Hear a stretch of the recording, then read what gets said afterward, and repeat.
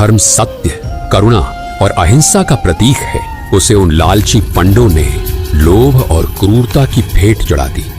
ये दृश्य केवल मानवता का अपमान नहीं था, बल्कि धर्म और विश्वास के नाम पर किए गए सबसे बड़े छल का प्रतीक था। यह 15वीं सदी का दौर था। कबीर परमेश्वर जी भक्ति युग की मशाल जला चुके थे और उनका उद्देश्य था पाखंड और अंधविश्वास की जड़ें उखाड़ फेंकना।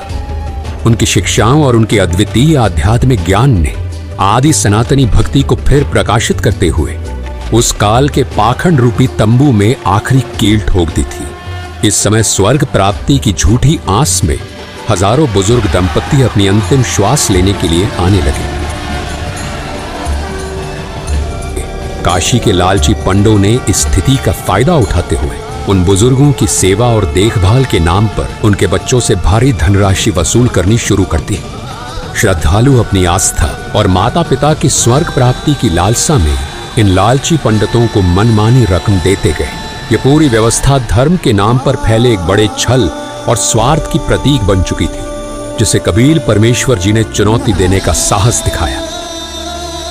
कुछ समय बाद जब काशी के पंडित इतने बुजुर्गों की सेवा और देखभाल करने में असमर्थ हो गए, तो उन्होंने अपने स्वार्थ और लालच को पूरा करने के लिए एक नया षड्यंत्र रचा। पाखंडी पंडितों ने ये अफवाह